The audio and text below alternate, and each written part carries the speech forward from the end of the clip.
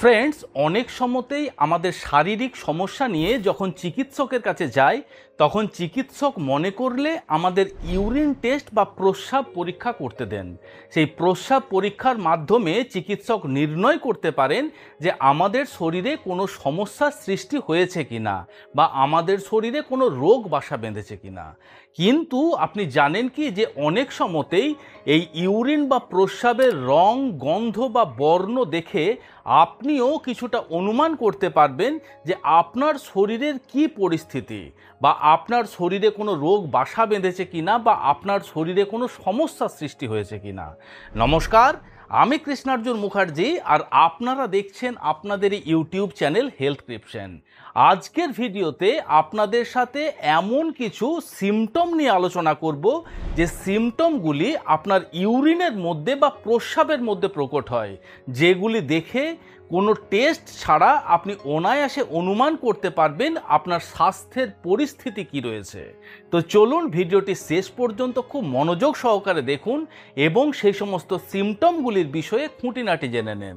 আপনি যদি খেয়াল করছেন যে হঠাৎ করে আপনার ইউরিনের কালার গাঢ় হলুদ বর্ণের হয়ে গেছে, হতে পারে সেটি আপনার শরীরে জলের মাত্রা কমে যাওয়ার জন্য এরকম সিমটম দেখতে পাওয়া যায়। এই ডিহাইড্রেশনের জন্য যদি আপনার ইউরিনের কালার হলুদ বর্ণের হয়ে থাকে তাহলে 1 থেকে 2 বার পর্যাপ্ত মাত্রাতে জল খেলেই দেখবেন ধীরে ধীরে ইউরিন স্বাভাবিক রঙের হয়ে যাচ্ছে। এছাড়া অনেক সময়তেই এমন কিছু মেডিসিন রয়েছে, সেই মেডিসিনগুলি খাওয়ার ফলে আমাদের ইউরিনের কালার হলুদ হতে পারে। কিন্তু যদি আপনি খেয়াল করছেন যে আপনি প্রতিনিয়ত পর্যাপ্ত মাত্রাতে জল খাচ্ছেন, এমন কোনো মেডিসিন বা এমন কোনো খাবার খাচ্ছেন না যার জন্য ইউরিনের কালার হলুদ হতে পারে, সেক্ষেত্রে কিন্তু আপনার সতর্ক হওয়া প্রয়োজন। সেটি কিন্তু জন্ডিসের সিমটম হতে পারে। তাই সে মতো পরিস্থিতিতে অবশ্যই আপনি একবার চিকিৎসকের পরামর্শ নেবেন। আপনি যদি হঠাৎ করে বিট খেয়ে থাকেন বা বিটরুট খেয়ে থাকেন, সে বিটরুটের কালার কিন্তু ইউরিনের মধ্যে দিয়ে আসতে পারে, সেক্ষেত্রে আপনার ইউরিনের কালার পিঙ্ক কালারের হতে পারে। এছাড়া এমন কিছু মার্কেটে খাবার পাওয়া যায় যে খাবারগুলির মধ্যে প্রচুর পরিমাণে আর্টিফিশিয়াল কালার অ্যাড করা হয়। সেই রকম ধরনের কোনো লাল কালারযুক্ত খাবার যদি আপনি খান, সেক্ষেত্রেও কিন্তু ইউরিনের কালার লাল হতে পারে। কিন্তু এই কারণগুলি ছাড়াও যদি আপনি হঠাৎ করে দেখছেন যে আপনার ইউরিনের কালার লাল বা বাদামি বর্ণের হয়েছে, সেক্ষেত্রে হতে পারে আপনার ইউরিনের সাথে ব্লাড আসছে। আপনার ইউরিনের সাথে ব্লাড আসার সবথেকে কমন যে কারণটি হয়ে থাকে সেটি হলো কিডনিতে যদি আপনার পাথর হয়ে থাকে। কিডনি পাথর হলে আপনার ইউরিনের সাথে ব্লাড আসতে পারে। এছাড়া যদি আপনার প্রোস্টেট গ্ল্যান্ড বড় হয়ে থাকে, সেক্ষেত্রে আপনার ইউরিনের সাথে ব্লাড আসতে পারে। আপনার যদি ইউরিনারি ট্র্যাক্টের মধ্যে কোনো প্রকারের ইনফেকশন হয়ে থাকে, সেদিক দিয়েও কিন্তু আপনার ইউরিনের সাথে ব্লাড আসতে পারে। এছাড়া ব্লাডার ক্যান্সারের ক্ষেত্রেও কিন্তু ইউরিনের সাথে ব্লাড আসা খুবই কমন ব্যাপার। তাই যদি আপনি খেয়াল করছেন যে আপনার ইউরিনের সাথে ব্লাড আসছে, সেই বিষয়টি কিন্তু অবশ্যই অবহেলা না করে চিকিৎসকের সাথে পরামর্শ করাটাই বাঞ্ছনীয়। হঠাৎ করে আপনি খেয়াল করলেন যে আগে এমনটা কোনোদিনও হয়নি, বেশ কিছুদিন ধরে আপনার ইউরিনের মধ্যে প্রচুর পরিমাণে ঝাঁঝালো গন্ধ আসছে। আপনি যদি পর্যাপ্ত মাত্রাতে সারাদিন জল না খেয়ে থাকেন, সেক্ষেত্রে কিন্তু আপনার ইউরিনের মধ্যে ঝাঁঝালো গন্ধ হতে পারে। কিন্তু যদি আপনি পর্যাপ্ত মাত্রাতে জল খাওয়া সত্ত্বেও যদি খেয়াল করছেন যে দীর্ঘদিন ধরে আপনার ইউরিনের মধ্যে একটা ঝাঁঝালো গন্ধ আপনি অনুভব করছেন, এটি ডায়াবেটিসের প্রাথমিক সিমটম হতে পারে। আপনার ব্লাডারের মধ্যে ইনফেকশন হতে পারে, আপনার ইউরিনারি ট্র্যাক্টের মধ্যে ইনফেকশন হতে পারে, আপনার কিডনির মধ্যে ইনফেকশন হতে পারে। এছাড়া যদি অতিরিক্ত মাত্রাতে ঝাঁঝালো গন্ধ আপনি পেতে থাকেন এবং তার সাথে যদি ইউরিনের কালারের মধ্যে বেশ কিছুটা পরিবর্তন আপনি দেখতে পাচ্ছেন, অর্থাৎ ইউরিনের কালার যদি ডার্ক হয়েছে বলে আপনার মনে হচ্ছে, সেটি কিন্তু লিভার ফেলিওরেরও সিমটম হতে পারে। আবার অনেক সময়তেই দেখা যায় যে ইউরিনের কালার অনেকটা ঘোলাটে বর্ণের হয়ে থাকে, অর্থাৎ জলের মধ্যে সামান্য পরিমাণ মাটি গুলে দিলে যে কালারটা হয় সেই রকম ধরনের ইউরিনের কালার হতে দেখতে পাওয়া যায়। এছাড়া অনেক সময়তেই বাদামি বর্ণের বা হালকা সবুজ বর্ণের, হালকা হলুদাভ সবুজ বর্ণের ইউরিন পাস করতে অনেক পেশেন্টের মধ্যে দেখতে পাওয়া যায়।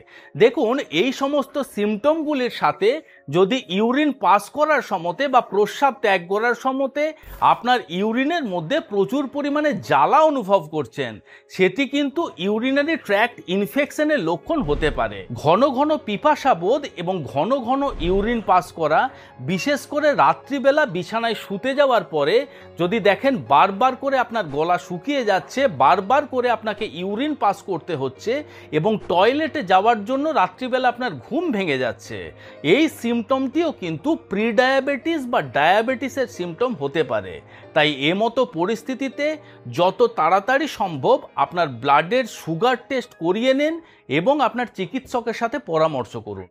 অনেক সময়তে দেখা যায় যে আমরা ইউরিন পাস করার সময়তে ইউরিনের মধ্যে দিয়ে একটা ফেনা ফেনা জাতীয় জিনিস বের হতে থাকে। বিশেষ করে এটা আমরা খেয়াল করি যদি আমরা কোমোডের মধ্যে ইউরিন পাস করি বা কোনো মাটির মধ্যে আমরা ইউরিন পাস করি। আপনি যদি দেখছেন যে এই ফেনা জাতীয় জিনিসটির পরিমাণ অত্যাধিক মাত্রাতে বেশি, বিশেষ করে আপনি যদি কোনো কোমোডের মধ্যে ইউরিন পাস করছেন এবং একটা ফ্লাসের মধ্যে দিয়ে সমস্ত ফেনা যদি আপনার আউট হয়ে না যায়, সে মতো পরিস্থিতিতে আপনার সচেতন হওয়া প্রয়োজন রয়েছে।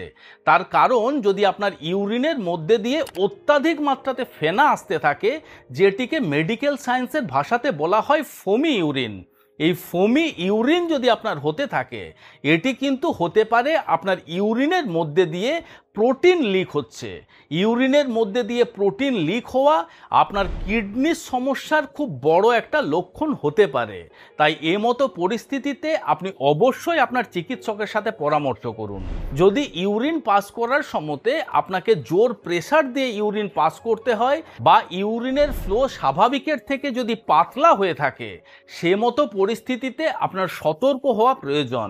এই সিমটমটি পুরুষদের ক্ষেত্রে প্রোস্টেট গ্ল্যান্ড যদি এনলার্জ হয়, সেক্ষেত্রে এই সিমটমটি দেখতে পাওয়া যেতে পারে।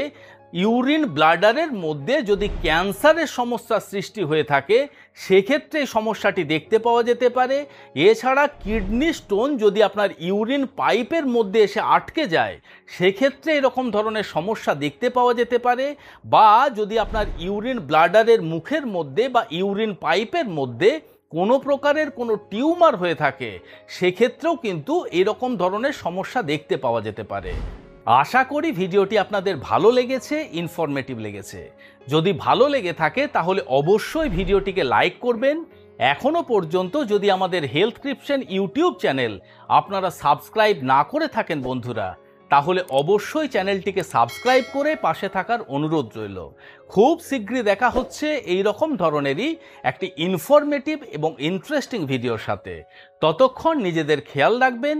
আপনাদের সুস্থতা এবং দীর্ঘায়ু কামনা করছি। ধন্যবাদ।